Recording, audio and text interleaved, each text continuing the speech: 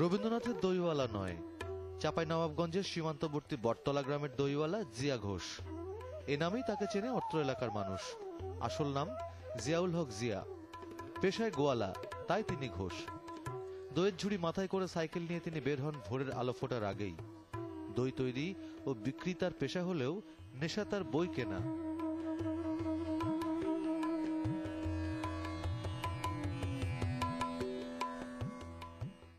দই আর বই এ নিয়ে আমার জীবন। 1956 সালে ক্লাস 5 পাস করি কৃতিত্বের সাথে, রেজাল্ট ভালো। বাবাকে যে খবর দিলাম, বাজান ক্লাস 6-এর বই কিনে দাও। বাজান বললেন যে জিয়াউল হক, টাকায় 5 চাউল, বিধায় খুব অভাব,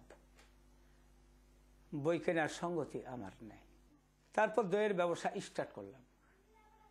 এই দই করতে করতে সচ্ছলতা আসলো। আমার বাবা যখন আমাকে 3 টাকা 2 আনা পয়সা দিতে পারেননি, বিধে আমার মতো অনেক ছেলে শিক্ষার বোঠা থেকে ঝরে যায়, খসে যায়। এতে আমি কিছু ছেলেকে বই কিনে দেব। 1960 সাল থেকে বই কেনা শুরু করলাম। তার উপলব্ধি, শুধু নিজে বই পড়লেই চলবে না, অন্যকেও পড়াতে হবে, বিশেষ করে দরিদ্র ছেলেমেয়েরা যারা অর্থের অভাবে বই কিনতে পারে না। অন্যান্য বইয়ের পাশাপাশি তিনি কিনতে শুরু করেন বিভিন্ন ক্লাসের পাঠ্য বই, আর সেগুলো বিলিয়ে দেন গ্রামের দরিদ্র ছাত্রছাত্রীদের মাঝে। তবে শর্ত একটাই, পরবর্তী ক্লাসে উত্তীর্ণ হয়ে আবার ফেরত দিতে হবে বইগুলো। এভাবেই তিনি 1969 সালে গড়ে তোলেন তার লাইব্রেরি, নাম দেন জিয়াউল হক পারিবারিক পাঠাগার। তিনি শিক্ষার ব্যাপারে খুবই অনুরাগী।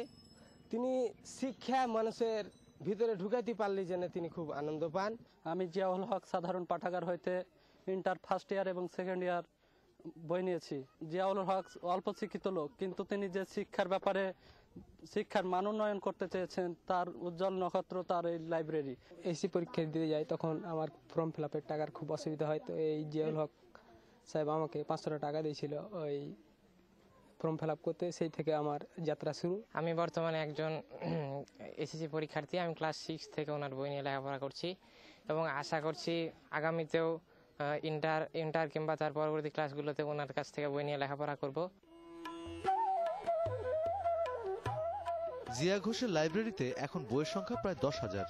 তার সংগ্রহে রয়েছে এনসাইক্লোপিডিয়া থেকে শুরু করে রবীন্দ্রনাথ, বঙ্কিম, জীবনানন্দ রচনা সমগ্র, বাদ যায়নি পুলিশ হ্যান্ডবুকও।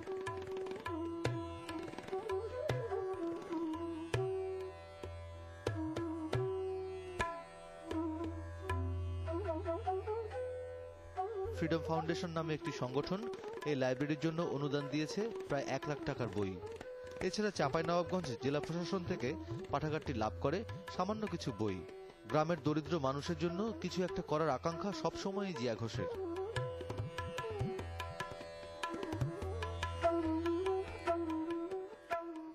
আমার এই যে সেবা দিয়েও তো আমার নেশা মেটে না। তো আমার নেশা মেটে না, আরো পয়সার আমার দরকার, আমার অর্থের দরকার। ও অর্থের জন্য আমি শুধু চাতকের মতো চেয়ে আছি। পেট ভরে খাই, মন ভরে ঘুমাই, তবু যিনি কিসের একটা ক্ষুধা লেগে থাকছে। রাজনৈতিক অস্থিরতা এ মোটেই ভালো লাগে না। শান্তি নেই, শৃঙ্খলা নেই, মানুষে মানুষে সদ্ভাবনায় হৃদ্যতা নেই, কাঙ্ক্ষিত কলেবর বৃদ্ধি করে না। এইটা দেখে আমি বর্তমান সমাজের কাছে বড় কণ্ঠাসা, বড় অবহেলিত। তবে একটি কথা হয়তো আপনারা বলছেন যে 10 জনের 1 জন, কিন্তু আমি বলবো যে যারাকে হয়তো আপনারা সিলেকশন দিয়েছেন, নির্বাচন করেছেন, আমার সারিটা, আমার স্থানটা, আমার প্লেসটা ওনাদের পরই, ওনাদের সব পিছনেই হওয়াটাই জানি যুক্তিযুক্ত মনে করি। ওখানেই আনন্দ, ওখানেই মজা, ওখানেই প্রতিভা। আজ প্রায় 71 বছর বয়সে দাঁড়িয়ে জিয়া ঘোষ যেন শুধু একজন ব্যক্তি নন, একটি প্রতিষ্ঠান, একটি আন্দোলনের নাম জিয়াউল হক জিয়া। যার জেলে দেয়া আলোয় শতবর্ষ পরেও পথ দেখবে বইয়ের অভাবে লেখাপড়া বন্ধ হতে যাওয়া হাজারো ছেলে মেয়ে।